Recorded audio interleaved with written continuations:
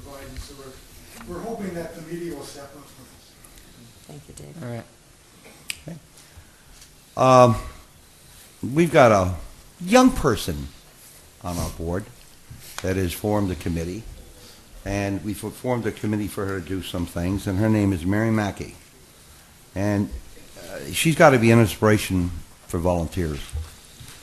Here's another one that came on board running. And all of a sudden, she's popping ideas. We can't even keep up with her.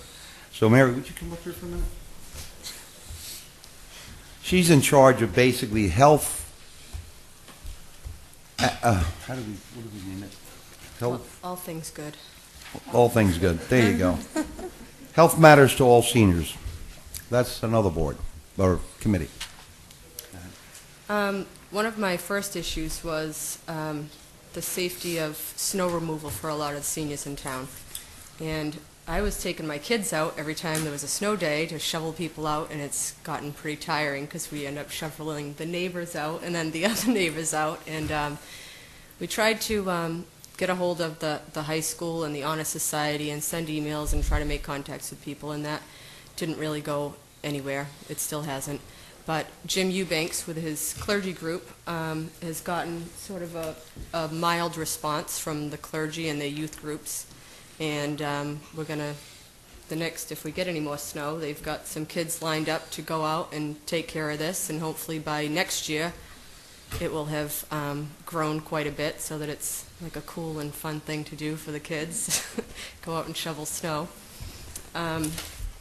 Another thing that we're trying to work on is to get Knox boxes for seniors in town. If you don't know what they are, they're just like on the commercial properties. It's a box that's like a safe. You put your house key inside there, and only the Wareham Fire Department has the key. The police don't have the key, the EMS, no one. So instead of if somebody falls or if they get like a medical alert call and they have to go respond to their homes, that they don't have to then waste time calling on the Nextels in to find out where the key's hidden or to see who to call. They just go, open the box, get the key, and they're right in the house. Quick and easy. The last thing that's actually I'm very excited about, Masha and I are going to go meet tomorrow with Dick Canning, the owner of RF Morse. And he's agreed to open up his greenhouses to the seniors in town that are interested to go work in the nice warm environment, get them out of their houses, get them out of the winter blues. Now that it's after the holidays, it's been a long winter. The family isn't coming to visit as much since the holidays are over. So I think that's going to be a really good thing for people in town. So that's all I have to report. Thank you. Thanks, Mary. We've got another committee headed by Donna Marie Burrows, and it's the GATRA liaison. She's been attending the GATRA meetings. Donna, would you like to come up?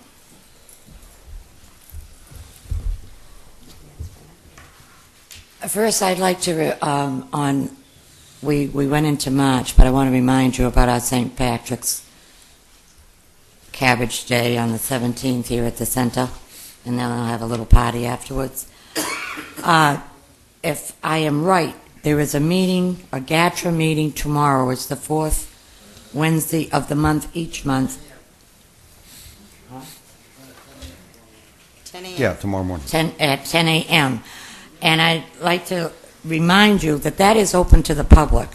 That is where you come and bring your compliments, we hope, and also your complaints or suggestions for how we can serve you better. And that's about all I have to say on that, because Marcia covered that quite nicely in her report, and I thank you. Thank you. There was another committee we set up called the Activities Committee. Originally, Tom Monahan was in charge of it, and he resigned, as you all know, I think. He decided to go somewhere else. He thought he could be a better help. And I've assumed that responsibility. And the events that Marcia and the group we think about and we put, I will be handling and advertising and so forth. And I gave you a schedule, some of what Marcia already talked to you about. we're looking out in the future, and even though you see April and May open, we've already had discussions that those will be filled for activities going on. These are things that are not costing the town anything. We're performing services for people who need them, and it's not costing us a dime. There's a major part of our building that Marcia runs called the daycare center, and that we hope will look for a future bright spot in our town, because we're getting people back. People are coming back, and I really believe they're responding to you in the way you fellows have helped us as well. Any questions? Fine. One thing I had, Larry, was not exactly a question, but I know that there was some comments about community gardens, and I don't know if the Mary. Council on Aging. No, it wasn't.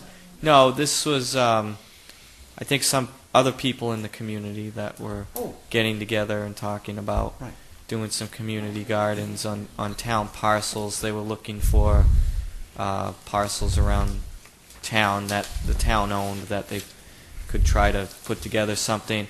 It's not a bad idea. I've just suggested that if that's pursued, try to be successful at one location before you try to, branch it into a lot of separate locations, because there was some talk about having these neighborhood gardens all over, and I'd like to see one that's really successful, because there'll be plenty of issues just starting something like that off the ground. But if that's something that this committee and board and department is interested in for seniors, then maybe that's a good start. May I address that, please? Sure. Thank you. In a previous project I have been involved with was at-risk youth in the Hyde Park, Mattapan area of Boston. We were addressing that with the Community Development Office there regarding community gardens and how advantageous they would be for the citizens there. Community gardens are a wonderful idea. It's a wonderful opportunity for seniors or whomever to get out, be able to raise vegetables or flowers in a plot or an area given to them, and to have the benefit of fresh produce, which is really important, to have really nice native produce that isn't coming in from overseas or Mexico and not meeting our FDA standards of what you spray your vegetables with, for example. It would be a great thing for this community. I had also been looking at it for the city of Brockton and working with a group that was looking at it there as well. But what I would like to do is to approach the board at a later date with a proposal regarding community gardening, if that would be acceptable to this board. Yeah, I think so. Great, great. And looking at it as an intergenerational community project. Right. Not restricted to any particular group, but open to everyone. It's a great experience for children as well as adults, and there's some great programs and resources in the Boston area that we could get hold of the information, bring it here, and present it to all of you. So it would be something to look forward to discussing in the next month. That would be all right. Okay. Time to plant. Let- Time to plant. Let me know when you want to be Okay. back on the agenda for that. Thank you. Okay. Any other questions? Did you have? I did. I just had one question, Marcia. When you were talking about the cost per senior that we spent, and I'm the mathematician, I guess here, but you used a 9,000 figure of 9,000 seniors. Right. How many seniors are actually being served? I wasn't really happy with that analogy. All right. I mean, I understand the point you're trying to make, that Okay. we need to Here's the point ante up a little more per senior, but Correct. Here's the point I'm making. The Council on Aging budget was cut. It was cut not only before I ever arrived here, I started on December 22nd, but it was cut after I got here. Okay? We have no money to spend, period. Even though we have a gift account and a revolving account, we are unable to use anything out of that. So what you see is the reality